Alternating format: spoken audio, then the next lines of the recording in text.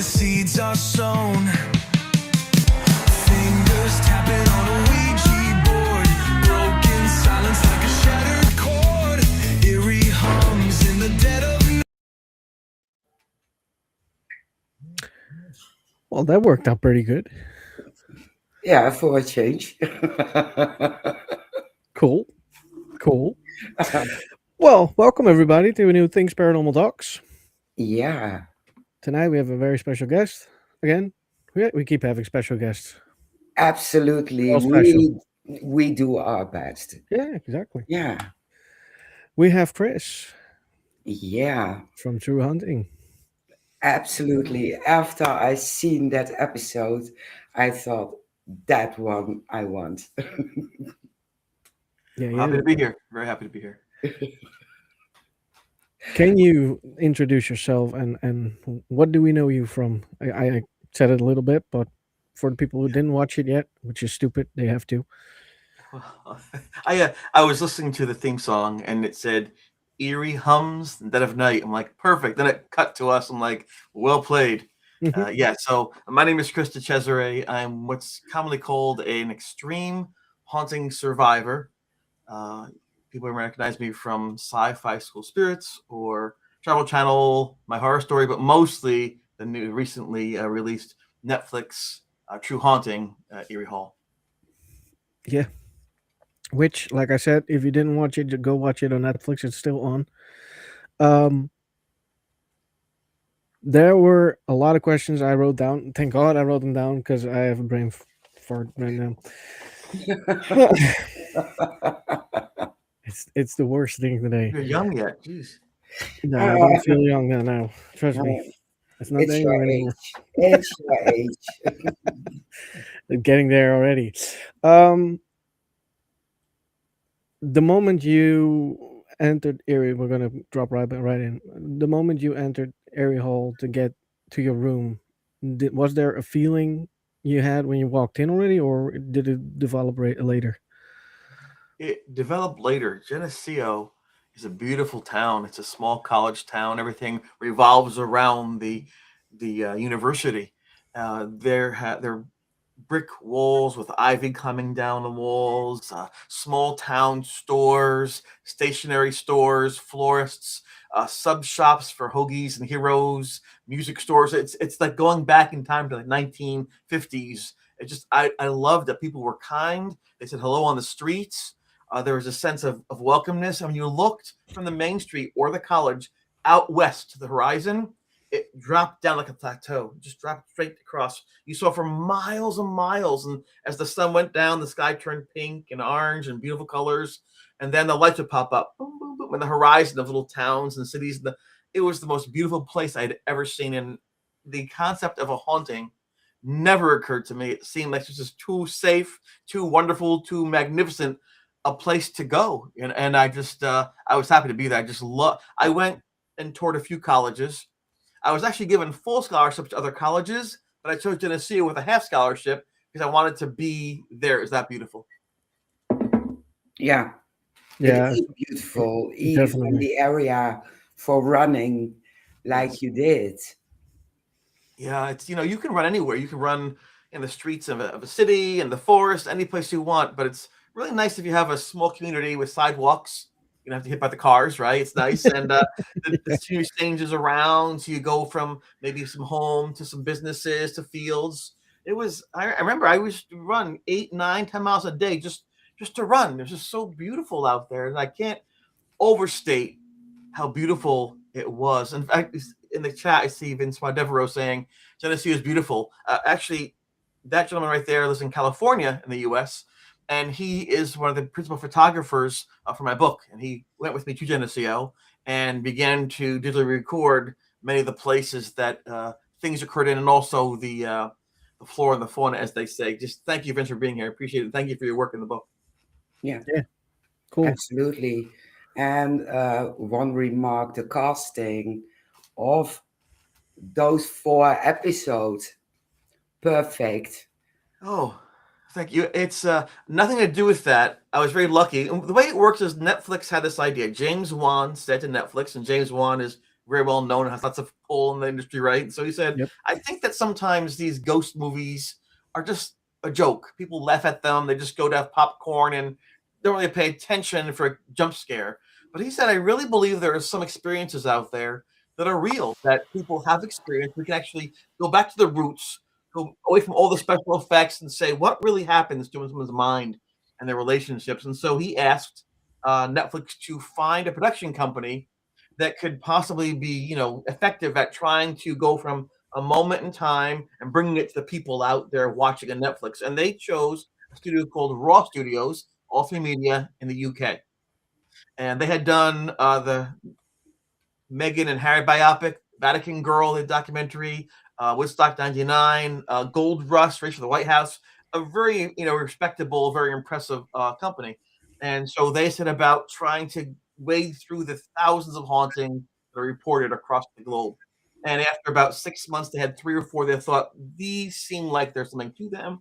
There's some evidence. There's some witnesses. Let's pursue them. And so in February of 2021, they reached out to me a long time ago and said, "Hey, how you doing? Want to make a show about your experience?" And I figured it was spam. I thought it was just my money, so I put it in my trash bin. And then about a month later, I got a second one and said, "Hey, we're trying to reach out to you." I'm like, and trash. So weeks and these things.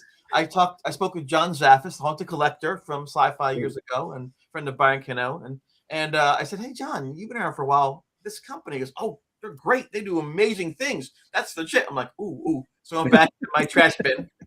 Luckily, I was able to respond, and that's how I got on Netflix. It's just that's an amazing. People look for. They work for 20 years to get that's why their arms and they get their black T-shirt and they get their tattoo meters. They try so hard. I did it twice, and so luckily I wasn't foolish enough to do it a third time. And then we began to speak about what happened to my friends and I. And the first response that Netflix gave to the production company was a one-word response. One word: dusty.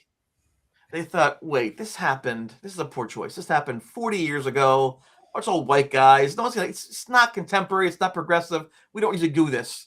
And I remember talking with them, and our decision was, listen, I think we should keep doing this. And once they hear our words, they look at the friendships, they see the evidence, and they were overwhelmed. Once they got some of the interview clips to them, and they were just like, "Oh my gosh, this is incredible." So we work in society to give everybody a fair shake. But it works both ways. We all have a lens that we view our world from.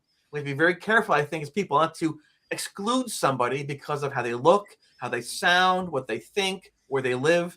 I think, we sometimes do that too soon. So in my case, we were able to work through the lens of what Netflix wanted in terms of being progressive, young, maybe it's people of color, recent things.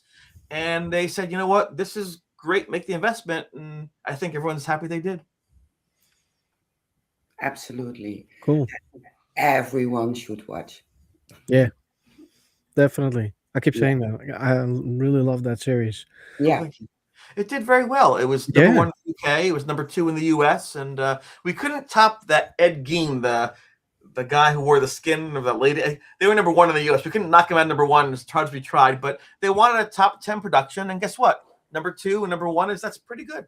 I think they're very happy. And as the protagonist in the first 3 episodes of it, I can tell you that I'm very thankful. I'm thankful first because my father is 82 years old, and he appears in the show. Yeah. And as a youngster, as a youth, I want to make him proud of me. He worked 3 jobs sometimes. He was very strict because he wanted to make sure we were safe. We learned. He forced me to run and things like that. And I really respected him. And now to hear all these years later, decades later, I can now put on Netflix and see his face and hear his voice. My kids can, my grandchildren can someday, right? And they can hear that this man was proud of me, which is my goal in life. So I'm happy about that. And I'm also happy that they did a great job of recreating the feel and the moments of the haunting. Yeah, absolutely. I heard him say you didn't talk about the hauntings over 30 years. Not a single word. What happened? No, it might seem strange to folks such as your viewers and listeners because they're intrigued by the paranormal and what is out there. But some people don't think that way. My father was first a science major in college. He was chemistry and biochemistry, so that's not really a paranormal field, so to speak. It's more Mhm. about empiricism, Immanuel Kant, what I can see, feel, touch, etc. And also, he became a teacher and then became a principal of a school. And he saw that sometimes you can lose yourself in your mind. You can get distracted by emotions over logic. And he said, people, he said, a doctor cannot panic, a surgeon can't panic on the table when you're being operated on, the pilot can't panic in the plane. So just focus on the things you can control, push other things away, and you achieve. And if you achieve very well for yourself, you'll have friends, be respected, have some money, and a good life. And so he didn't want to ever talk about those things. And even when he came to the college that evening, I called him on the phone, and I didn't want to do that because I figured he'd think, "Oh my gosh, what is this?" But I wasn't the kind of person to ask for help. I was kind of independent. And when I called and said, "Dad, I don't know what's happening, but it's real. I don't know. I need your help. I'm in a bad place right now." And instead of just asking 1,000 questions and interrogating me, he said, "I'll be right there." And he jumped right in the car. He made that 5 hour journey in 4 hours. That's the speed at which he drove. I found out later on that, my sister was angry at me. My sister Nicole was like angry. I'm like, "Why are you angry?" Years later, it turns out it was her prom night. He didn't bring her to her prom. He left her behind to come save me at the college. So, but it shows how serious he knew this was because I didn't ask for help ever. And he stayed the evening that night, and in the morning he said nothing. Let's go for a run. We went for a. It was beautiful, just him and I. The sun's coming up. There's still moisture on the grass. The birds are chirping, and just nobody else out. We're running step by step by step by step. It was almost like a very sacred moment, just me and my dad just bonding again. I'm away from home. These things are happening. Just he put me back into a place of stability, which is wonderful. Then he said, "Listen, I know I love you. Your mom loves you. If you need help, just call. Just change your room." Now the thing was, you don't just change your room unless something's wrong, right? So I knew that something had happened, but he didn't show it happened for over 30 years later. Yeah. And he did that only because I began to speak publicly about what had happened to my friends and I. And he thought, you know what? I should back him up. He's my son. Things happen there. I'm going to have my own comfort zone and back him up because at the time I was the adult.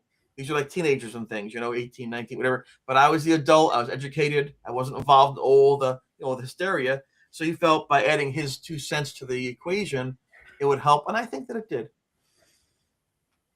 Yeah, it makes you more credible, especially because Netflix told that your dad wasn't the believer, very No, skeptical, and it makes you more credible. And I think, and I could be wrong, but I think your dad, he knew something was going on in the room. That's why he he said change did. your room. He did. But I think there's a part of him that didn't want to scare you even more. I could be Yeah. wrong, but No, you're right, Shane. You're yeah, right. And in fact, if you watch the show too, the people, Jeff hid things from me. Paul hid things from me. The priest hid things from me. Yeah. My friends hid things from me because it was bad enough as it was. They didn't want to pile on to my fear, my paranoia. So it's somewhat frustrating looking back that I wish I had more information that they had. But looking back, they were actually doing one thing, yeah, trying to keep me safe, trying to help me, which is I guess for a son, for a friend, that's what you want is people being safe. yeah, exactly. Yeah. Yeah, I can understand frustration that you would Yeah, have wanted to know on one I, end, but yeah. yeah, But it, you don't always control things in your life. I remember my roommate Paul moved out. He just left. He did just left the college. That was it. He had enough. And I found out because he didn't actually say he didn't say I'm leaving. He just says I'll be spending more time at home. Yeah. Next thing I know, he's gone. And so I walked into my room, and Jeff, who lived next door, is putting his stuff in the room. There's his books. I'm like, I looked at him. What? He goes, "You're probably wondering what's going on." I'm like, "Yes, I am wondering what's going on." Well, I talked to Ed and to Paul and everybody, and we think the best thing for everybody is for me to come in with you here, and to Paul to go next door into the room. And then he eventually left. And I thought to myself, "Well, that's a heck of a note. I mean, I'd have no say in this. It's my room. I mean, I went from being popular and happy and successful to being a victim. My friends are making choices for me because either they think I can't do it or they think they know better. And that's a little bit hurtful, especially you're a young kid with pride. But I realized one thing Paul wanted out and Jeff was intrigued. So it's probably better for me functionally if Jeff, who's curious, is here because he's his camera all the time, his notebook all the time, right? So I was upset about being the victim, but I accepted that role momentarily if it meant safety. And sometimes in society, we trade freedom for safety. We do it in our governments, we do it in our life, in our relationships, right? So I Yep. made the choice as a teenager, you know what? I don't like it, but I'll trade my freedom, my choice for safety. And that's the first time as a kid I thought, oh my gosh, that might happen again. Yeah. Yeah, I can understand that definitely. Yeah. Um, do you? It's a question I wrote down in the end, but we're talking about your friends anyways. Do you still? Did you keep in contact after Netflix? Oh yeah, it's great. Right after the show premiered, I went back to the college. I went back to the room. I met the students there. I talked to them, make sure they're okay. Then the following day, November 1st, I think we went and did a big symposium at the college. We talked on the where the where the priest used to work. The interfaith center is now a community center. So at the place where the priest read my notes, we were all gathered there. Craig was there. Jeff was there. Linda was there. I mean, it was an amazing, amazing thing, And Father Charlie could not make it because of health concerns, but he would have been there. But we took questions, we shared our experience, and we were all gathered together. And I found it fascinating that each of us adds a bit of a piece to the puzzle. And in hearing them talk after 30, 40 years, actually 40 years, I found out why they said what they said or what they actually saw because it was turmoil for us. It was just turmoil. It wasn't like we weren't playing it out. It wasn't scripted. We didn't have this daily plan. It was just reacting to crisis. Who's being knocked out? Who's bleeding from their back? What's the ghost saying? So we were constantly in flux. It was nice being removed from that emotionally to look back and say, so that's why you were in that room. That's why you said that. That explains that on the wall. And so it's kind of fascinating that, I've spent my whole life living the shadow of these events. And yet I'm still learning more about what happened, even though I was there and I was the primary focus. I've met people who were at the Warren Symposium with me when I went up to shake their hand. I met people who were there that night. I met people who it's amazing the number of people that this impacted. At least 50 people were impacted by this. I think a lot of times hauntings are very personal where it's maybe 3 people or 2 people and there's light a candle and they see a spirit and things. But it's fascinating when a priest is involved and a parent, and we had a professor of psychology was involved, Dr. Lawrence Kassler, and all these students and the parents. It's kind of unparalleled. But none of us wanted it. Just Yeah. it's much like addiction, loss of a child, depression, bankruptcy, all these things. They show up in your life sometimes, a car accident, and you got to face them. And I learned that facing them with people around me was better than by myself. Yeah. Yeah, definitely Yeah. is. Yeah. I'm a bit curious. You met Ed and Lorraine Yes. Warren, and Lorraine didn't want to shake your hand. Did you ever find out why she didn't shake your hand? Yes, I did actually. At the time, I was very embarrassed when these celebrities come to the college. And at the time, they were the paranormal. Ed and Lorraine Warren were the paranormal. The Amityville Horror was out that way. And just the movies and books. So Jeff was like, oh, we got to see them. They're amazing. I didn't want to go. I just thought I'd do something else. But he convinced me to go. And we went. And and I can tell you the presentation was interesting. I was like my father, pretty much a skeptic. I thought that's just silly. If there were ghosts, we'd see them. But when they played these things called EVPs, I'm like, what is that? I mean, it could have been a goat in a yard. It could have been someone with bad gas. I don't know. But when they played these sounds, it didn't quite sound normal to me. There's a little tension, like, ooh, what actually is that sound? I couldn't figure out what those sounds actually were. So it got my attention. Then they had these slides, these still black and white slides. They had the thing that goes beep, and these the thing, and they say next slide like that. And these images were purportedly images of famous hauntings of like the Lady in White, I think maybe Burnham Castle, something like that. And I thought that was a weird pictures. And the weirdest one to me, the strangest one, was supposedly a woman sitting in the back of this car, looking forward to the front. And according to the Warrens, that was her funeral. So she was in her car. I'm like, ooh, that is weird. Why would she be there? I mean, so I thought I was freaked out by that. Lorraine kept on saying over and over again that like attracts like. And I couldn't understand that because I was thinking, wait a second, Give me two magnets. Like poles repel. Opposites attract in science, right? That made no sense to me. Over the years, I realized she's talking about like perspectives, like energies, like minds. So I was thinking again on this level, and she's like up here. So it's fascinating that, people can hear the same phrase and interpret it in an exactly opposite way, where Jeff's saying, that's true. I'm like, that's not true. Even though we're both intelligent and both, in the same, living in the same place. So at the end of the presentation, Ed says, come up, meet Lorraine. And Jeff was like, yes, let's meet Lorraine. And I have to tell you, the actors who portrayed young us, they were spectacular. I got a kick out of that. I'm like, oh my gosh, I felt like I had a second chance at being young again. And we went up there. Actually, Jeff was closer to the edge, and he was going to go, first. I mean, he waited back. He pushed me ahead of him to go first. My assumption was he had written down these questions. 1, 2, 3, tons of questions. He wanted time to select what do I ask? I have one chance. What do I do? Which one do I get? Which one? Right. So buy him some time. So I went up there, and I stepped to the stage. I put my hand out, and Lorraine said, "I won't shake your hand." And I thought for sure someone's behind me making a fuss, or it's the person behind me, and it was me. And then Ed put his hands on me, and he, unlike in the show, he actually pushed me off the stage. The bump. And as he did that, she said, I don't want to know my future.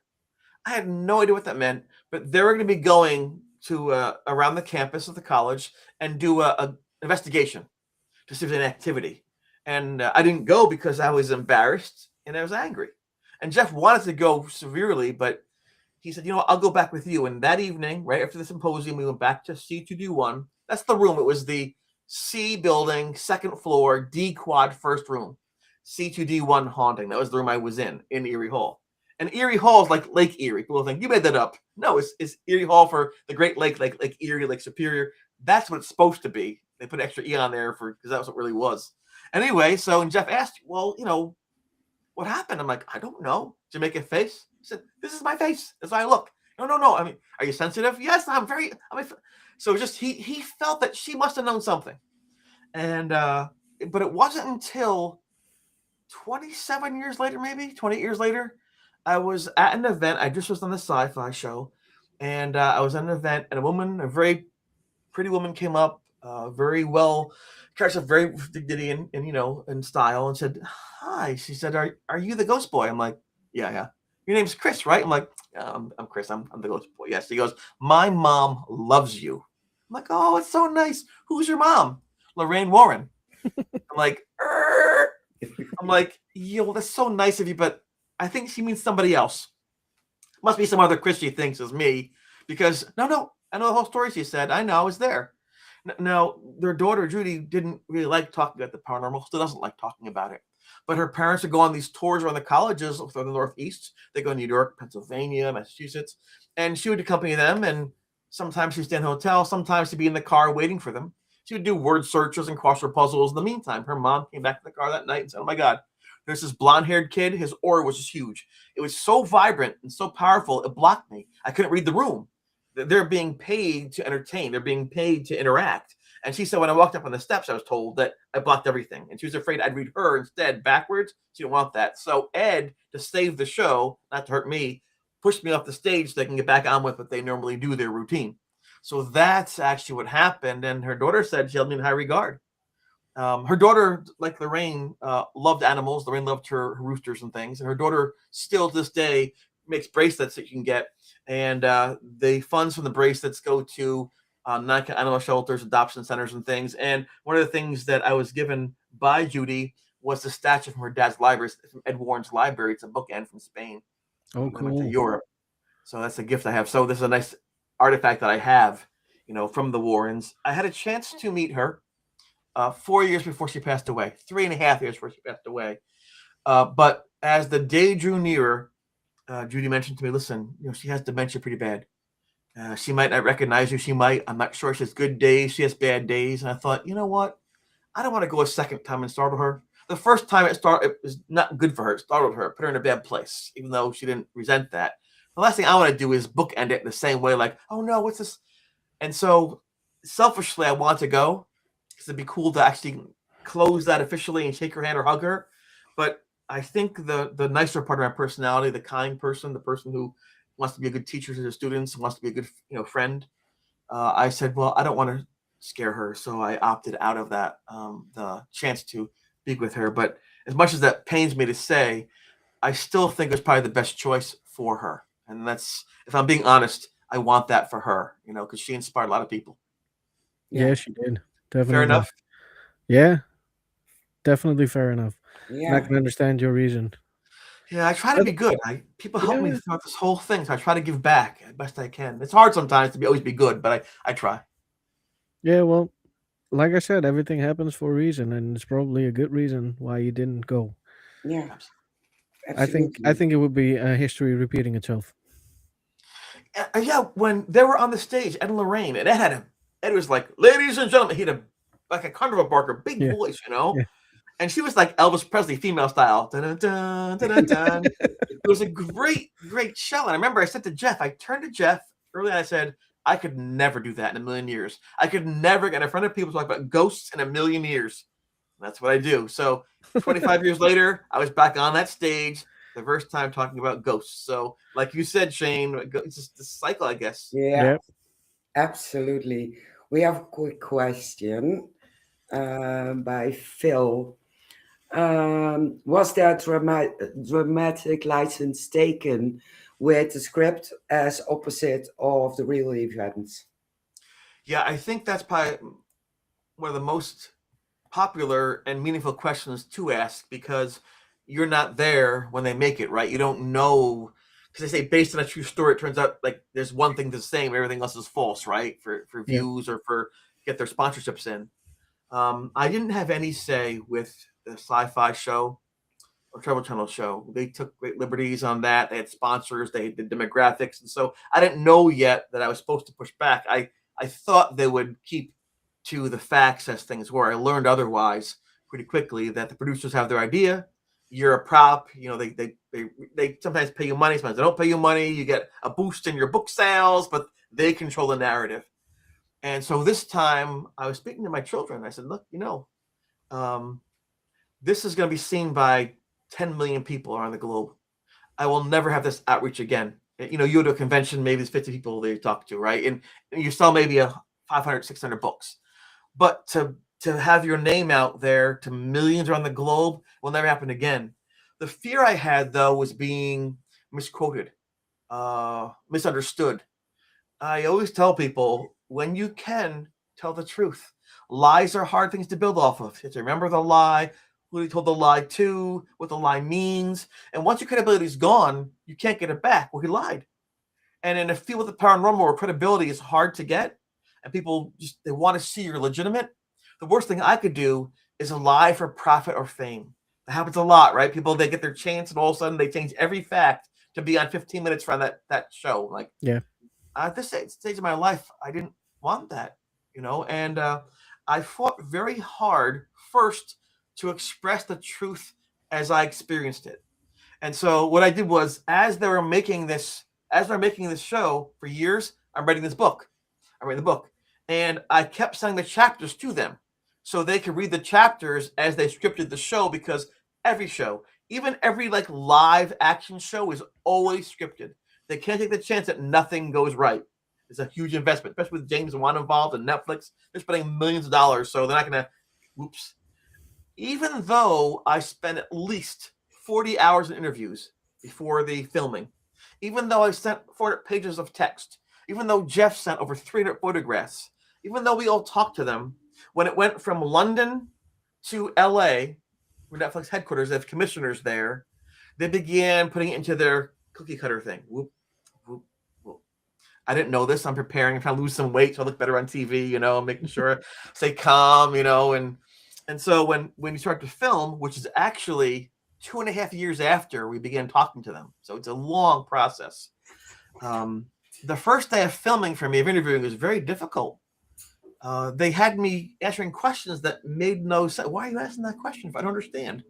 They seemed like they're pulling like one off from my book, like 9 times this, 1 times that. They asked about that one. I'm like, I don't understand. And so I did my best to answer truthfully and to give, but I was confused. Like, where's this going? And I felt like at that point in time, I was losing control of my legacy. because this is my legacy. Nothing I'll ever do, unless I stop the war in Iran, right, will ever be as big as being in Netflix with what's happening now. Nothing. So day one in the hotel, and the crew's great. They pay for my hotel and my planes and my trains and my food. They reimburse us with cash. They're very nice to me. But the people on Netflix didn't seem to care. And so the people who made the show, the production company, were in the middle, caught between the boss and their client. And they had to somehow find a way to match what I wanted and what they needed. And of course, they have the say, right? But I was smart in several ways, and I'll explain how I did this. The first thing, I wanted to have other people get filmed first. So Jeff interviewed before me, and Linda before me. Everybody before me. This way, they had what they needed except for me. So at that first night in the hotel, I thought to myself, nope, I don't like this, I'm not doing it. So I called my friends up and said, listen, just so you know, I think I'm bailing. What? Because they want to be on Netflix, don't you, right? But I said, here's why. And they said, you know what? You're our friend always. If you feel it's not going right, we'll support you. So the following day, I got in a limousine. I said complaining, right? I'm basically about being limousine. It was my future, not that, right? That was very, very nice to be up in my face. And then the car said, I'm not very happy about this. What do you mean? Like, this is not accurate. I wasn't depressed. I wasn't sullen. I was happy. I was outgoing. I was running the whole way naked, just going, yay, having the time of my life. And it seems to me they're making me like I'm in the basement with a Ouija board, hating life. It didn't happen that way. And then so we got in a bit of an argument, and we got into the studio, and then there's our producers there, and he's, what's the problem? I said, I'm the problem. And we had to have this discussion. I'm not doing the discussion in the hallway. We're not doing it here. We're doing it in private. Just the three of us. I'm not going to have the camera people here. No. We went for an hour, and I said, listen, here's my phone. At 11:30 a.m., the train leaves from here. I'm going home. No. So we talked. I said, I don't like what's happening. I don't like where this is going. We're going to pull our plug. And I knew I had them because they had spent all the research money, all the set money. They had hired on the camera people, the sound people, the boom, everything. They couldn't stop. So I knew I had them by the short hairs, as it were. Not to be mean, but this is my chance to take back control of my story, my legacy, and the truth. And to their credit, they went against scripting many times because I said, this is what I want. They were nervous, but they trusted me. And I told them, you're so talented. The work you do is amazing. But this is for you a job. It's a project. For me, it's my life. It's my legacy. And I can't risk this. And so from then on, every time we had an interview, just a discussion, they set me up ahead. Here's what we're doing. Here's why we're doing it. Here's what it means. And then before we did that, I said, okay, here's what really happened. Here's why. So you'll see episodes 2 and 3 are a little more natural in the way in which I'm approached and I deal with things. And then we waited, and people were not happy with what I did. In fact, when I do voiceovers the year before it came out, a year later, I got an email by mistake. It said, don't show Chris any raw footage. Don't show nothing. He can, because every time I saw something, I'm like, I got an idea. I kept pushing back, and they really couldn't say no. So to avoid that whole scenario, it's kind of like when you're in grade school in 3rd grade and you get a note. It's like, I like you. You like me? Circle one, yes or no. It's like, oh no, I'm gonna avoid that person because you're 7. So I kind of was that person. But when I got that, I said to my friends, I said, Jeff and everybody, I'm like, oh, I'm gonna see the footage now, right? So we went to the studio. I was able to record with the 2011 is the basis for Peter Gabriel. I got to record with his brother. It was really cool, and just a crazy cool time. So it's been a year since I said these things. Can I please see the scene that this comes from, this line? Well, I guess so. Yeah, I think this is the scene it comes from, so I can do the line. It's been a year. And so in doing that, I saw about 60% of the rough cut. I'm like, yes. And one of the women from the production company just left. She's like, I'm out. And then so she can't, I'm in trouble. It's like, but and again, I'm not a coercive person, but I recognize the moment was important. This is my chance I always tell people, say the truth. Well, dang it, I'm gonna. And I did it in a way where I couldn't be harmed. They needed me at that point in time, right? They couldn't say no. And so what you see as the final product is mostly correct. They did make some changes, and I understand them. And here's the changes when they made them. They made one mistake. The mistake they made, I'm lefty. My actor is a right-handed drawing. No biggie, right? Okay. The big mistakes, big changes are location. When they took the finished product and they screened it in front of viewers before release, they would screen things. What's the result? People loved it except for one thing. We're always in that room. We're always in that room because the final encounter happened in that room. What actually happened was after the shower attack, I then went into the room. I broke the blessing of the priest. I talked to it in my room. But in the show, it happens by the torture tree where that spirit, the person's body was killed. That's one change they made. But they didn't change the conversation. They didn't change how it felt. So, okay, fine. If it adds to the quality of the product, that's your deal. You help me, I'm going to help you. I'll check that one off.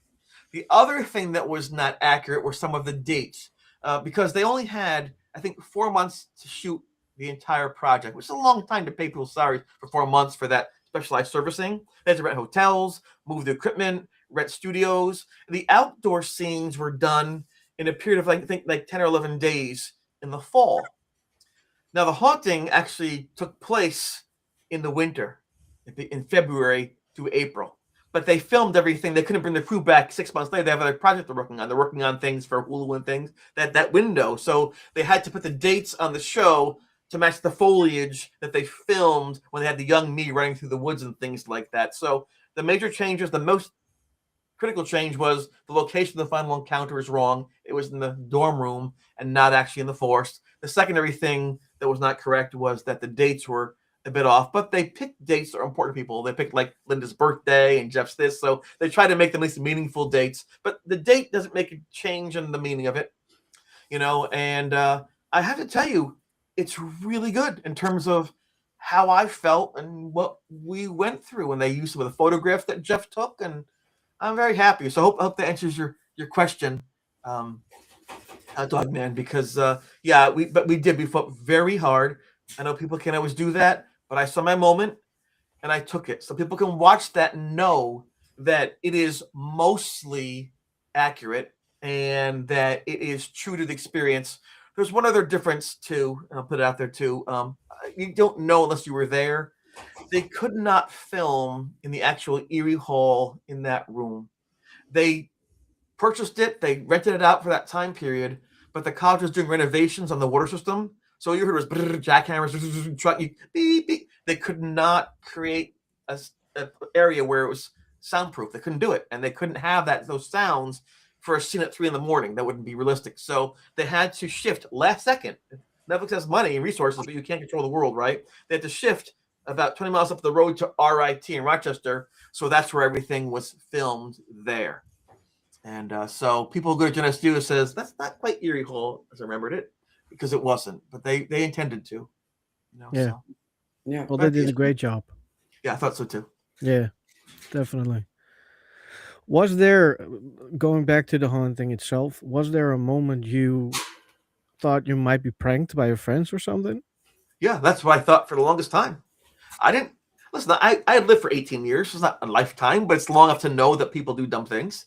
That college students drink and do drugs and fool around. That are mature, right? They have to laugh at your expense. I knew that I didn't see ghosts every day, so that was unlikely. And so first I thought, well, maybe it's a practical joke. And in fact, the first time I heard the ghost, I was in my room. In that room, we had typewriters, no PCs back then, no laptops. We had a typewriter, ding, and there's no Google. I had a project due. It was for my class was Dr. Harold Battersby class. He was an English national who had come from a part of Turkey, and he was a brilliant man. And the class was called Ethno-Cultural Nonverbal Communications. Whew. And my paper was on somatotypes and culture. I knew the word "and" in that whole sentence, right? So I had to go to the library, the card catalog. You find the card, look around, find the aisle, hope the book is there. You take the book out. You had to read the book, put in your own words, then type it. No mistakes. You made a mistake, start over. So it was a 20-page paper. So I wanted to get a start on that. I was very focused, and I wanted to do well. And as I'm typing, I hear Chris. So I said, "Come in, door's open, it's not locked." Chris, like, the door's not locked, just come on in, I'm busy. Chris, like, oh my God. Right, so I get up, go to the door, and nobody. And at that time, I was a nationally ranked runner. I could do the half mile in about 2 minutes. No one can outrun me in that dorm, nobody. So when I ran to the door, like, that's impossible. I looked to the window, I'm on the second floor. Nobody. That's weird. So I thought, well, if they're playing a prank, I just won't listen to them. I put headphones on with the stereo, boom, boom, boom. Right now, the song I actually put on was Sammy Hagar, Voice of America. I can't drive 55, like that, because it was loud. But some songs are used in other commercials and things, so they couldn't get that for the show because it was already licensed. So they had the song "Mad World" by Tears for Fears, which I love. That song is perfect. Listened at the same time, so that was cool. And then I thought, so I'm listening to this song here in the head, Chris, again in the headphones. I'm like, that's crazy. So I thought maybe there were drugs in my food. Maybe there's a gas leak in the room. Maybe I was hypnotized. Maybe I have SAD because it's cold outside and dark. Maybe I'm under pressure from my classes. Maybe I was trying to find a rational, excuse for this, and I couldn't. Not that one. Not. And after a few days, there was one threatening possibility left, which was the paranormal. Which I'm like, no, stop. I don't want anyone to know about it. I don't want people. And I've seen people break down under pressure for a big track meet, before a big test for college. I always felt bad for them, and that wasn't me. I was trained not to, and that scared me. And that very day after I heard the voices, when I saw the thing under the loft by the stereo, episode 1, the very end. That's how it happened. Just as scary as that. I'm like, I screamed right out of the room. It was a scary. In fact, at the time, I was eating these hot tamales, like cinnamon flavored candies. My parents sent me a care package because I didn't go home, so I'm eating these like cinnamon, stuck in your teeth, like that, right? So I'm eating these things, and also I see this thing. I'm like, ah! I'm like, what is that? And the kids are flying over the room, like making all these noises, like hitting the things, like, oh my god, like rocks. And I couldn't believe it. And I stood for a second. I'm not seeing that. It's a reflection. It's a shadow. And then it moved. I'm like, ah! So very bravely, I screamed, ah! It was great bravery. Right out of the room. Oh my god! Oh my god! Oh my god! I was scared blankless. I was like, ah! And Jeff was watching this movie, like you say, just Clint Eastwood movie, Any Which Way You Can, I think, or whatever it was. And it's $4. I don't know, but I came running to the room, and he's like, "What are you doing?" I didn't want to tell him. I did not want to tell him what I saw. I panicked. And he said, "Why'd you panic?" And I told him, "Oh man, I saw a ghost." I don't want to say, I was embarrassed. And I thought for sure he'd be like, "Yeah, sure you did," or like, "Yep, I saw one too last night." He didn't. He looked at me like, "Wait, what'd you say?" I said, "There's a ghost in my room."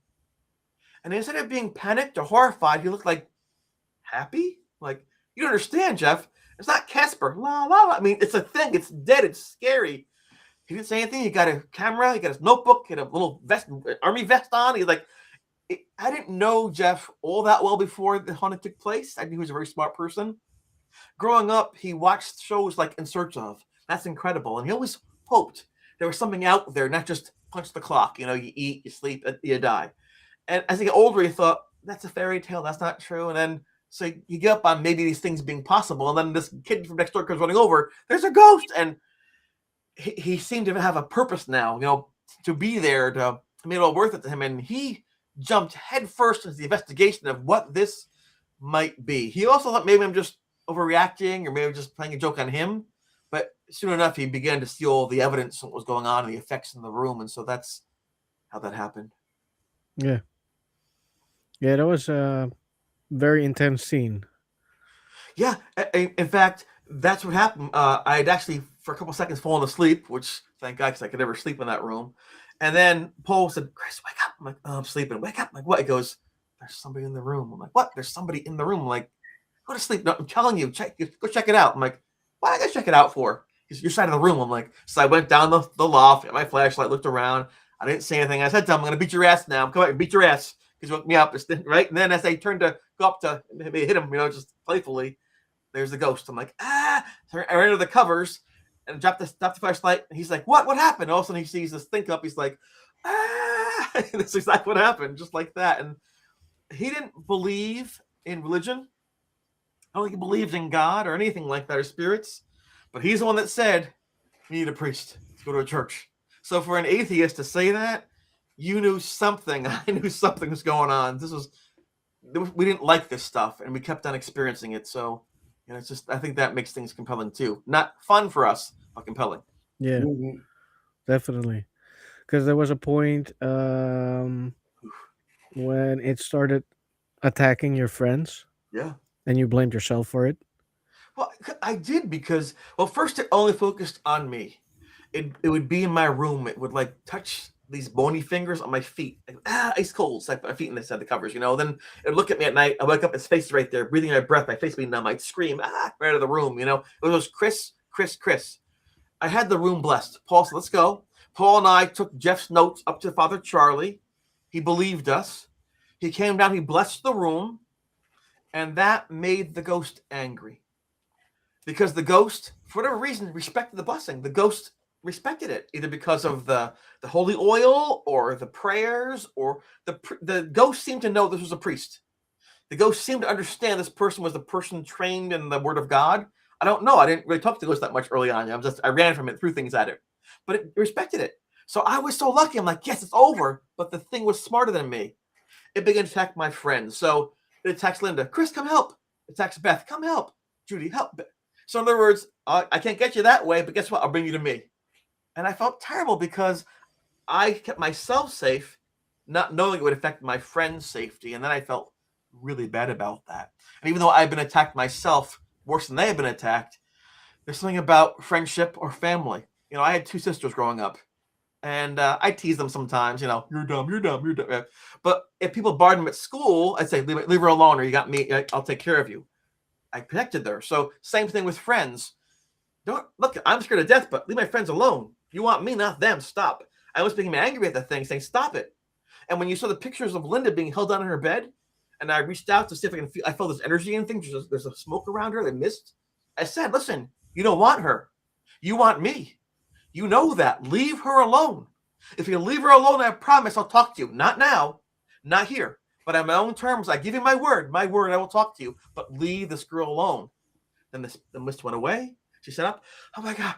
And that's how I dealt with that. I tried to think. I was never a smart person, but I was a wise person. You know what I'm saying? I was never like brilliant, but I was always able to thankfully see patterns in my life. Okay, how does this have to happen? And that helped me a lot too when after the shower attack happened and I'm all cut up in my back. I'm bleeding in my back. And Jeff pulled me out. And my friends are saying, you're going to the hospital. You're bleeding in your back. You stitches. You have gashes in your back. We're taking you. I said, I'm not going. Like, no, you are going to the hospital, Chris. You're bleeding badly. You're getting infections. I'll fight you guys. I didn't want to go. I didn't want to go because the doctors say, oh, he's self-harming. He's taking drugs. He's hallucinating. And I knew that I wasn't. So I understood my friends wanted to take me to the hospital. It makes sense to heal my wounds, right? So I had to think, okay, they think they're helping me. And I know they're not. They think I'm crazy. I know I'm not. I know they're not crazy. How can I combine our visions together?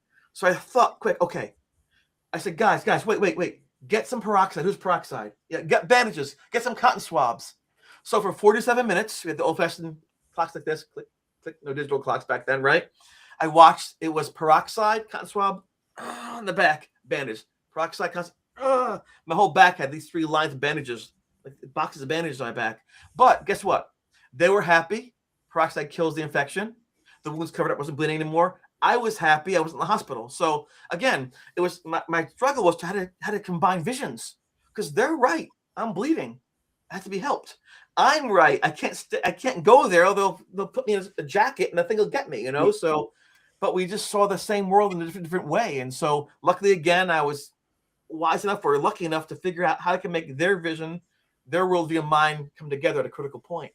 Yeah. And then again, too, with the photographs. I mean, Jeff took photos of everything except the back wounds. People say, where are the okay, yeah, pictures of the ghost on the wall. You got this over here, there, but where's the picture of the wounds in your back? You don't want that? I thought Jeff was there. He was there, and I'll never forget it. After, right before we did all the bandaging, he said, the natural light is fading outside. We should get a picture of your back right now before the natural light fades. I don't use a flash on this. It distorts it, And I looked, I said, no, don't take a picture of my back. Don't do it. He said, what are you talking about? I said, Jeff, if you're my friend, you won't take the picture. Because I don't understand why you don't want this. I said, I need a friend, Jeff. I don't be the ghost boy. I don't be Chris. I'm the ghost boy. Does anybody like me anymore? Do I have any value? I'm a freak. I just need to know someone cares about me as a person. Please, Jeff, if you're my friend, put the camera down. And you could see he's a big war. He's like, oh, this is the best thing. I mean, this is compelling, right? He said, fine, I'm your friend. Put the camera down. So there are no photographs of my back wound, but you know what? Friend for life. Yeah. And I people don't understand that sometimes. Like, that's so stupid. You're more friends. No. When you have a true friend like that, who's there for you when you have nothing to give them back, that's the kind of friend you want to have. Once you get famous, you have money and things, everyone's your friend. Hey, bestie. But I knew in that moment there was one person for sure who cared about Chris, not the ghost boy. So I apologize. There's no picture of my back with the scratches on that. But that, to me, I wasn't investigating. I was surviving. And so, again, my sincere apologies. But that is the truth. And I'm happy that I had a friend more than anything else. Yeah. So sorry, somebody's spamming on Twitch. It I'm going happens. to ignore it. You always have those. Yeah. I'm ignoring that one. What I wanted to come back on is you, of course, you felt guilty because the ghost attacked your friends because it wanted to get you. Did they ever blame you for being attacked? No, no.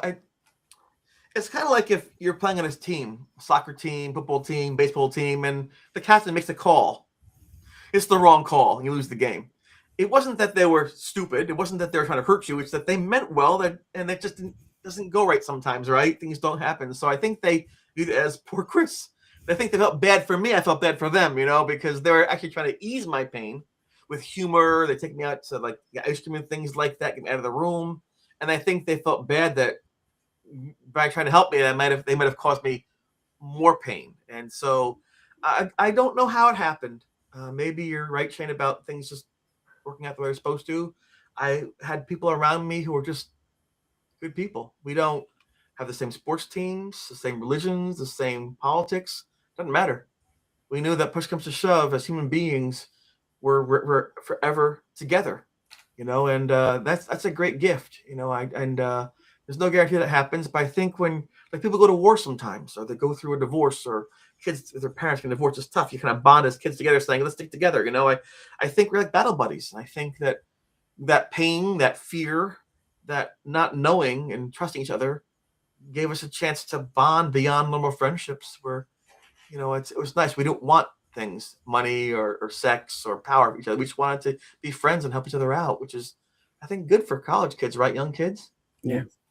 The girls, and all the girls, Judy and Beth and Linda, they're all wonderful, beautiful, and talented, and I think they're all hot, woo. But I knew at the same time that this is a bad time for a relationship. I don't know if I'm going to live. I'm failing my classes. I'm not running anymore. Last time I wanted just to have some breakup and how and then people are going to jump out the window. So I was very careful to try to keep those relationships in check, and they respected that. They respected the fact that I didn't want to pursue those things. And I'm happy that worked out well for everybody. Yeah, Absolutely. definitely. Yeah. You got the nickname Ghost Boy, and you didn't like it at the beginning. At what point did you embrace the nickname? Whew. Well, sometimes in life we look to our heroes. What did they do? How do they handle things? On a larger scale. And I couldn't stand being called the ghost boy. First of all, I was 18, 19. I could vote. I could hold a gun. I could get married. I'm a man, right? I'm not a boy. Second of all, I want to be Chris, not the ghost boy. How embarrassing. That could be worse. I mean, look at World War II with the stars and the triangles. It'd be far worse than that. But I still don't like labels, though. I don't like that. And like that, I'll pick my own label. I'm cool Chris. Ghost boy. But if everyone says that's the truth. If I say no, some people say, yes, I'm the ghost boy. You don't label yourself. And so I didn't like it at all. In fact, I never liked it. People we'd walk into the college dormitories and be like, there's the ghost boy, that's the ghost boy. I'd be by my dormitory, the newspaper comes, I'm from the Gazette, the ghost boy here is Chris DiCesare, the ghost boy, look for the ghost boy from the newspaper. Just want to talk to him real quick. It's terrible. I hid away, and it wasn't until Leonard Nimoy, Spock from Star Trek. Remember him? Mr. Spock, live long and prosper. Remember he didn't like that being Mr. Spock. He was a Mission Impossible, and he was always, I'm always Spock. He wrote books that said, I am not Spock. Boo! He didn't realize how much that character meant to others. people became astronauts and scientists because of that character. They find he's their role model. So he wrote a second book saying, "I am Spock." Yay, he's Spock. So I saw his example. I said, you know what? It took me about 20 years. 20 years it took me about to say, if people find value in my experience by using that term, if people can find some insight or coping mechanisms by calling me that term, I will accept it. I'll accept it now, and I embrace it because people love that. They don't know Chris DiCesare. They know that Ghost Boy dude. You know, it's because I'm 40 years older now. I don't look the same, and I can't run as fast. So, but like, you're the Ghost Boy. Oh my god! So I can go and shop right. I can go in the movie theater and not get mobbed too much. You know, like at a convention I would. But so it's nice.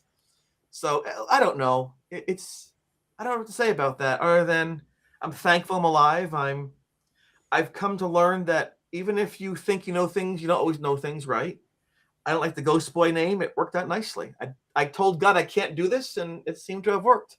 I was fearful that I had so many doubts back then. I made so many mistakes from the haunting. I didn't know what I was doing. And yet somehow, divine providence, luck, good fortune, circumstance, somehow I made it through with my sanity intact, with friendships intact, and an opportunity to share with the world what happened and maybe some coping skills. So I'm just a mistake. I'm just the face of a moment that happened, and I'm blessed to be able to be here. Yeah, understand. Yeah. Yeah, actually, for people who didn't watch yet, I'm going to probably call out the spoiler alert because I have a question about the end. Yeah, sure. Oh, hi, Jenny. Just that, sorry. Yeah, hi Jen. So everybody who didn't watch and don't want to hear this, just turn it off. Yes. Skip a couple of Spoiler. minutes. But in the end, you found out that the spirit is actually probably one of your ancestors. Um, what did you think when you found out? Well, I love history, but you can't know all history. It's just impossible.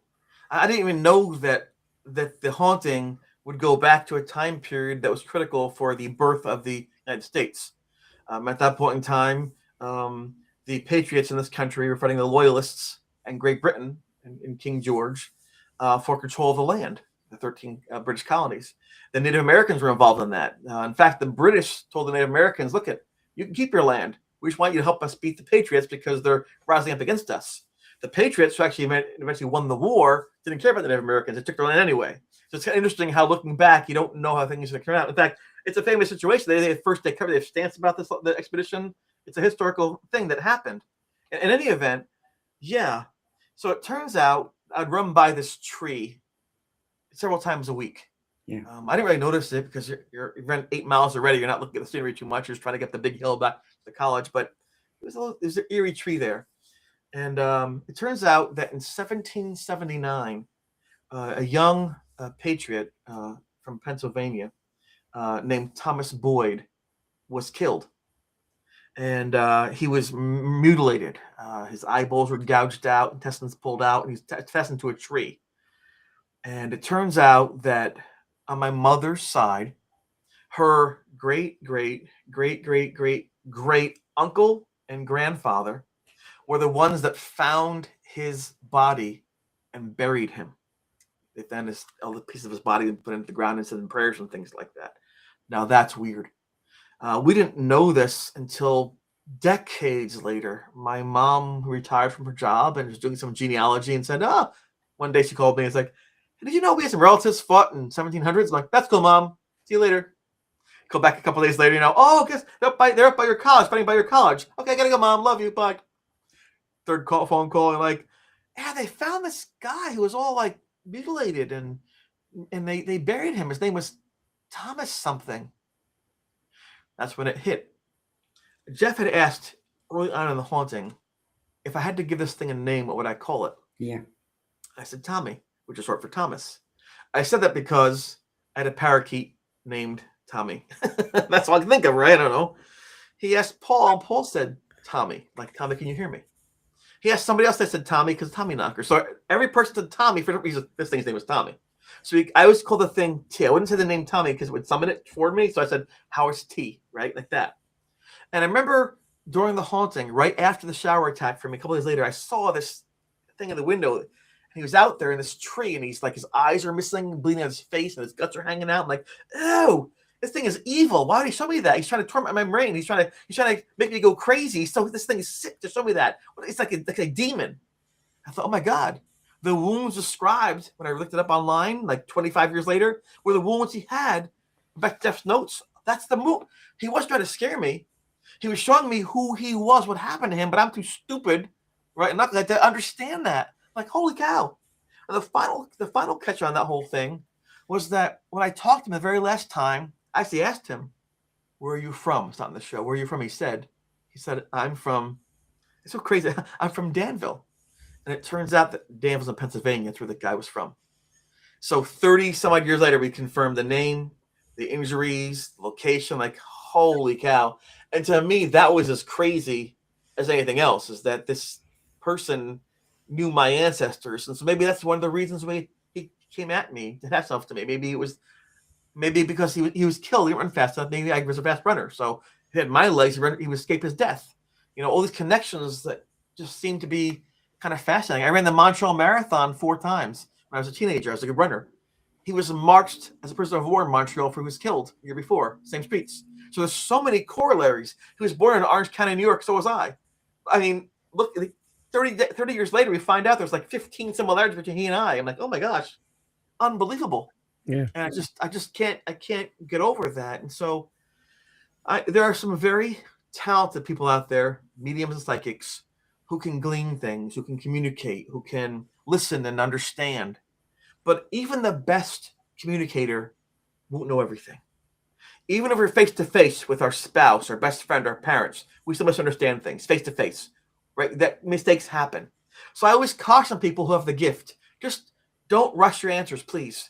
Don't try to make yourself look good and just fill in the blanks.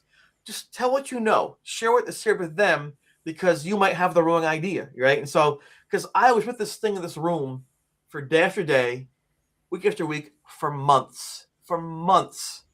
And I'm still finding out things 30 and 40 years later about who and why this was. So I caution you out there, if you're pursuing a career, keep your integrity intact. Do not make things up. Don't falsify the record. Don't do it. Because your falsification might come back at you when you find out, oh, I was wrong to say that. Even historically speaking, when someone says that this person has the eyes of the devil, oh, devil's watching them. No, at least I was a blue-eyed person. People come down from the south to take over the country, the Romans and things, like German soldiers. So it can mean different things than you think it means. A CD can mean a compact disc, so you deposit in the bank, someone's initials, right? So you have to make sure that you get beyond your own lens when you try to share what you're sharing. And it's better not just for you and your credibility, but for the person receiving the message. Yeah. Yeah. Agreed. That's my point. I mean, criticizing nobody. I'm just, people should probably understand that. Yeah. I agree. In the series, you found the memorial stone. Did you ever lay flowers there or went back for a memorial? Is it still there? Okay, here's the mistake parts. I always talk about. No, I can tell you, I'm going to preface this to make sure I don't sound like I'm foolish. I do go to my great grandma's grave and my grandpa's grave and people like that I knew personally. I was always afraid to go to the grave in case it woke up again. I tried to convince it to find rest, to go away, because its presence was hurting people and it wasn't getting answers. I said, listen, you have to find rest. Whatever you did can be forgiven. Someone still loves you, but you have to let go. You can't stay here. That's why I basically said to it that was shortened down for the movie, for the Netflix show. And I was afraid if I went back and said, hey, I'm here again. I didn't go back to that building for over a quarter century. I didn't dare visit the tomb for almost 35, 40 years because I was afraid it might see me go, hey, buddy. I was afraid. Right before it disappeared, before it evaporated, that day it did, April the 17th, it put its hand out to me. I'm like, no, I'm not shaking your hand. I don't want to do that. I don't, because I'm afraid it might bond with me or worse, I'd already been attacked already. So I don't know if it could trust itself. I didn't know. So no contact, just got to go. So I didn't know if maybe it would, again, I wasn't an expert. I didn't read books on this. I was just trying to live my own, experience through, which is kind of cool, right? I'm not led astray by people's like reading 15 books by somebody else. But and that was it. So I didn't go back. I didn't look in the window. So, but after about 27 years, 28 years, I went back to DiCesare and I went to the room and looked kind of safe and small and cute. And I couldn't believe that something horrible happened there, And then I went up to Rochester, where he was dug up in the 1910 or 12 and reinterred up at a grave site and Mount Hope Cemetery. I went there and I said some prayers, and then I go back to the tree now and then. I used to run by and I just say some prayers. But it sounds like I put my hand on the tree and say, "Listen, I hope you're at peace. I hope that everything's okay with you. I guess I'll know soon enough, right? And please understand the best I can do. And I hope you forgave yourself." And last time I was with Ron Yacovetti and Lourdes Gonzalez, and we put flowers down the tree. That was her idea, a very good thing. So we try. It's just sometimes it's difficult, even over time, to face trauma. If you were attacked in a street corner, you might not go back there for a long time, if ever. Because the memories that might invoke. When I was a young kid, if a girlfriend and I broke up at a place, we had a breakup, I'd have next date was there, so I had a new memory of the bad breakup. That's what I used to do. I used to cover over the old memory and make a new one, So, but something like this, you really can't do that. It was just such an enduring trauma, and I still fear that I didn't do the right thing. Hopefully, I did. I hope I helped. I never, like I said, I mentioned to you before the show. I wish it never happened. It did. I made a lot of mistakes. I get friends to help me out through it. I've learned over the years to listen more carefully. I've learned to think things through. I've learned to be more respectful. I've learned to appreciate every day that I have, because tomorrow could be the last one you have. And I've learned to really stress the importance of coping skills, about every day tasting your food, trying to get a good night's sleep at night, let your brain and your body heal, of journaling things down, of trying to create positive things from negative scenarios. And I don't mind sound so heavy on this. I'm not like a preacher or anything like that, but I really believe that each one of us is unique. There's no one exactly like us. Even identical twins aren't the same. And we know we have at least one time through for sure. Let's make the most of it, in case there aren't 4 or 5 times. And let's just really like breathe the air and hear the music and just hug, because you go by a graveyard and there are thousands of tombstones. And the hope is they found some rest, right? Or that they're happy. But they used to laugh and sing and dance and fall in love and taste food. And I don't know for sure. My faith tells me something. My faith informs me, but faith is without proof, right? I've seen some scary things. So I just hope that every one of your listeners and viewers, and both of you, of course, your families, can live a life that you actually enjoy. Yeah. Well, I think that's gonna work out fine in the end. For me, that is. Just Yeah. saying. I'm glad. Yeah, I found my soulmate, so I'm done. Yeah, excellent. I'm doing good. So That's yeah, excellent. no. There was just one question I have left for me. I don't know about Mary, but I have one question more. After the interviews, I can imagine this was very traumatic. The whole experience. Did you have flashbacks of the complete event after the interviews with Netflix? I think when you have PTSD, I think that as you get older, you find ways to hide that.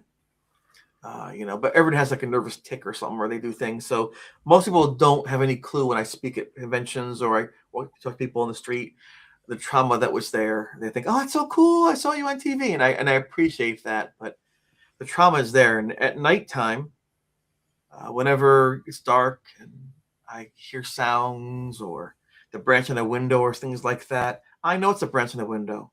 I know it's nothing. I know it's been 41 years. But I also know it happened one time before out of the blue. If it happened one time, it can, in theory, happen a second time. I don't want that. So I try my very best to not think about those things. My mother, this is a great question, Shane. My mother is not in the show. She said to me, "Don't do it. If you do it, the memories, the emotions, the feelings will all come back, and maybe it too will come back. Please, my son, do not do this." And I had to explain to her that even if that was the case and I'm harmed by this, it'll help a lot of people more than me. I've already walked out of this once. I've been blessed. I'm on borrowed time basically for the last 41 years. I'm just happy to be here. I thought I was dead for sure on that bathroom floor. I thought for sure I was dead. And I said, please trust me, Mom. I know what I'm doing. Please. And, you raised me. You know you did a good job, and I'll make it through. And I did. And my dad, one of the reasons he did this Netflix show too was to support me that way too. To say, because I got your back again.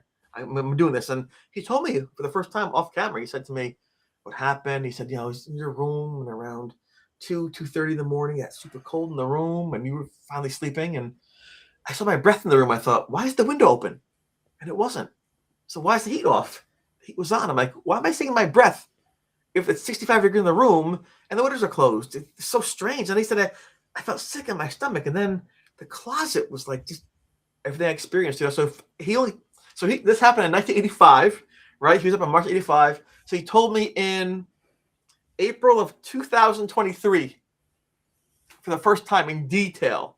What was that, 38 years? He said, bye, I'll tell you before I die. I'm like, okay, thanks, Dad, So even then he was uncomfortable. Even then he didn't want to say it, but he finally said, here's what I want to tell you. And that's what happened. So now I know too. And it did give me flashbacks, but talking about it when we were filming did. When they were interviewing me and they showed me pictures and they showed me things in my hands, I'm like, oh man, back in those places.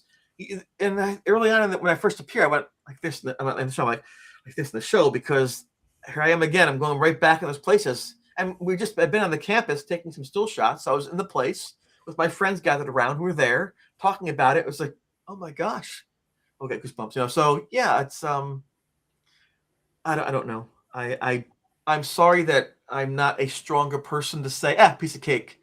But the truth is, this changed me, and I'm hoping for the better. I'm hoping that Mary and Shane, that both of you and your viewers get a small piece of value out of what I'm sharing. I'm old now. I'm not going to be here much longer, probably. And my hour clock's getting to the end here. I'm loving every second I have. But at least I know now I have a legacy. 30, 40 years now, so I can put the Netflix on and see about this kid and his friends and how the friendships lasted and how they helped each other out and how ghosts can find peace and how you can be strong and survive trauma. I'm hoping. Yeah. I'm not an ambitious person. I'm not ambitions. I don't have enough. Let's do 5 more of these. I said my piece. I'm thankful for the opportunity, and I'm ready to just kind of breathe a bit. Yeah. Yeah. Cool. Also, it can work a bit of healing in everything you did. The PTSD won't go away, but you learn to deal with it. Yes. I'm a teacher. I've been teaching for 29 years now. I'm a special education teacher, and most of my students have trauma. They've been adopted, or they've been in foster care, or they've been incarcerated, or been harassed, or attacked, or molested, or just these kids have a tough life. And my job is to help them get through. And I tell them the first day I have them, I share with them, listen, I said, I can't go back and change what happened in the past. Those are prior chapters in your book of life. But today is a new chapter. And today you decide what you write in your book. That's what I tell them. There are some things in before chapters you can learn from. If you learn from those, write about what you learned. There are things in the prior chapters you don't want to repeat again. Tell yourself, don't repeat those things. If you had bad parents, don't do it to your kids what they did to you. If you had good parents, do what they did in the right way for your children. I said, from here on in, you write the book. You challenge yourself, I'm writing my life story. You decide what you're going to learn, how you're going to learn it, look at your career goals. I said, I can't make you learn. But if you want to learn, it's right here. And then I put on my show. Like, oh my gosh, Mr. D, holy cow, and you're going to die. And they realize, you know what? I was where they were. Just a different time, different place. And they know I get them. I understand. And so that's why, again, the honesty is important for them. I just tell them, look, I can't make you do anything. You have to choose. I can give you information and knowledge and skills, but it's your life. And you live your life hating people, I can't help that. But it's not a good life. That if you live every day you're angry in life, it's not a good life. Find things you like and pursue it. And your goal is not to get rich. Your goal is to be happy.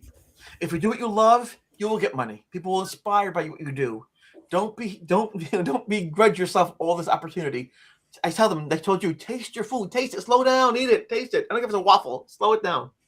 You know, put your music on, dance, move, shake, be alive. Because some days you'll be like this. You don't want to move, but put the music on and dance to remember, dance to forget, dance to laugh, to cry.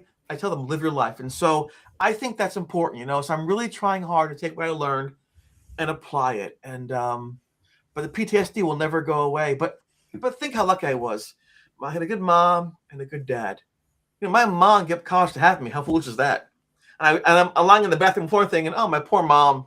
She gave everything up. Now I'm dying on the floor. I'm 19. So I made a calm face on the casket. I wouldn't bother my mom. So I found my peace. So I thought of my mom, you know. Jeff was there, and Ed, and Craig, and Beth, and Linda, and Judy, and Father Charlie, and Dr. Kassler, and Paul, and just Brian and Luke, and just amazing people all around me, you know. And so I always make sure to thank them whenever I'm on a podcast or a show, to say thank you for what you did. And the people since, you know, people who helped me through my I had cancer last year, my cancer, you know, and Heather and Bill and Jeff's wife Mara, who's an incredibly gifted human being who directed a film called Please Talk with Me. And just I've been so blessed to have so many wonderful people. My friend Phil, my friend Mike, I got on and Alan to go on forever. I'm just so blessed, so lucky. I got a beautiful wife named Rita. We're married for 38 years now. I got a daughter, Susan, a son, Matthew. I love them, both adults. I got a little granddaughter named Sylvie, who has my heart. You know, so I'm just happy. Just happy. That's good. Yeah. But you can take your time to thank anybody. It's Yeah. fine. I just thank my doctors too, and everyone who prayed for me. When I found out I had eye cancer, they had to put this metal disc with these irradiated pellets and burn it out of my eye, inside out. And I was quarantined because the radiation would kill people, you know. And I remember I was in the top floor of Sloan Kettering Memorial Center in Manhattan. I saw the Empire State Building and that glowing in lights, and Chrysler Building, where the Met Space City feels gorgeous. And I'm there dying, like, just like The Haunting, right? It's like The Haunting. I had over 650 people reach out on social media and say, "We got you. We're praying for you. We're hoping for you. We're sending energy your way. You're great." I said, "Oh my God, I deserve that. I don't deserve any of this. That's crazy." 650 people just took their time to say, "You got this." I mean, I never helped them. I never bought them food. What a blessing. So, you know, again, as tough as things were, I have been so blessed by this. And if I can return for that blessing, oh yes, please. Yeah. You wrote a book. Yes. Can you show it and tell our audience where they can order it? Sure. Real fast. This is the ghost picture. I think so. The audience that this is a picture. The skeleton is in the corner. It looks like a human skeleton is white. See right there? Yeah. That's the ghost picture right there. There's a poster of Bill Rogers. I want to show you that. This is the notes that Jeff was taking. Copy of his notes. Every day was happening in the dorm room. Oh, cool. He took a lot of them. This is the book that Father Charlie used for the blessing. I saved things all these years just to show people like, ooh. Yeah, so the book itself, I put images of all those things in the book. The cover's kind of funny. The cover's this right here. It's me at the toga party. Toga. And I used that. It's called the Ghost of Erie Hall because this is right first from the ghost outside the window. This is my last moment of happiness before things changed. This is me being innocent.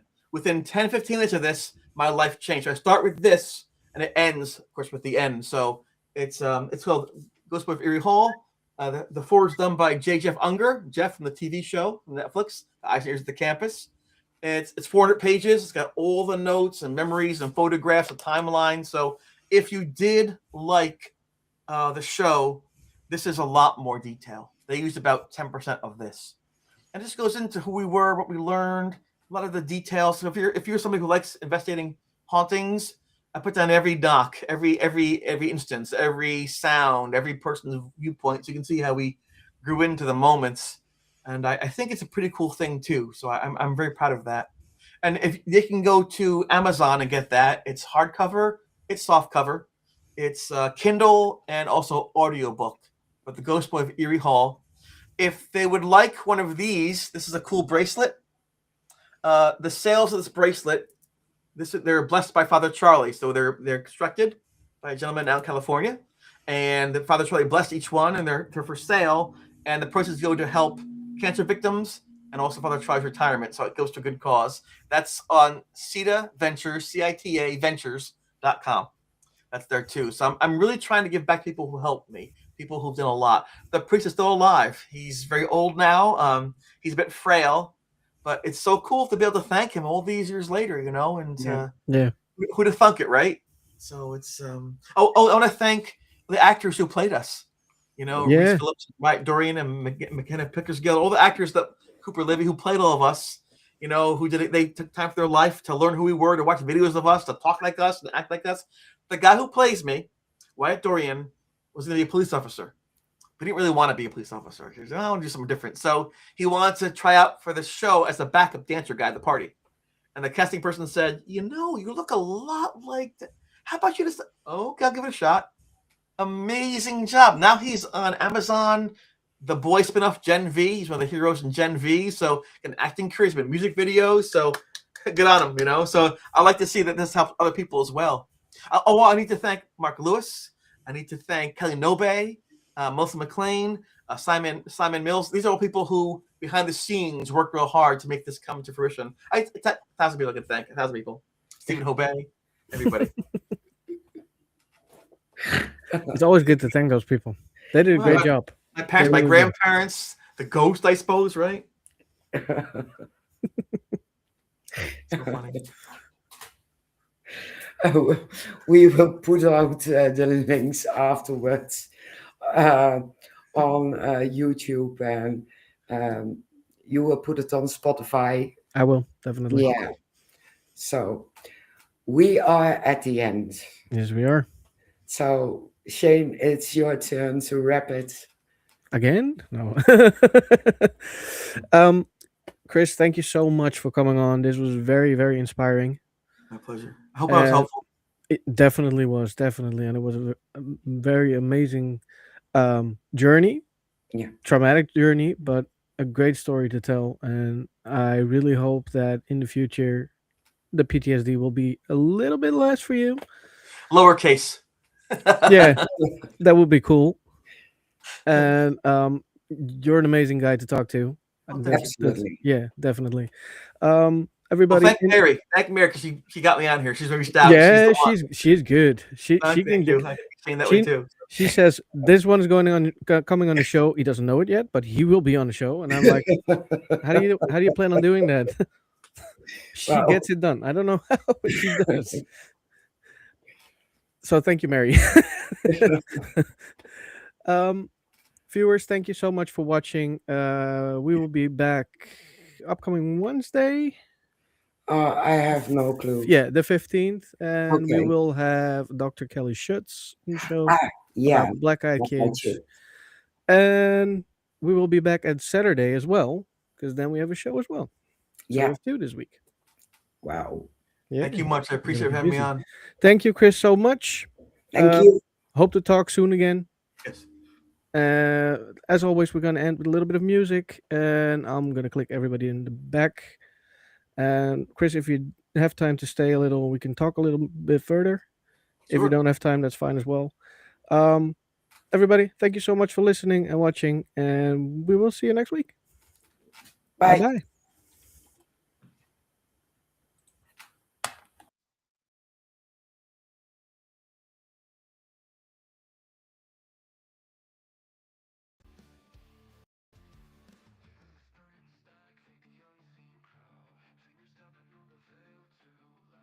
Voices from the cracks in the floor.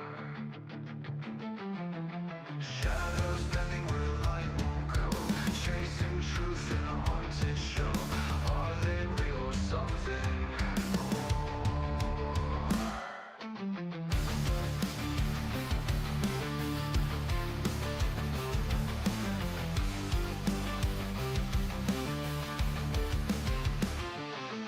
Psychic dreams or skeptics grin. Ghosts of questions circling within. Answers vanish before they land. Investigators with their tools in hand, talking to the dark like it understands. Spirits rising from the sand.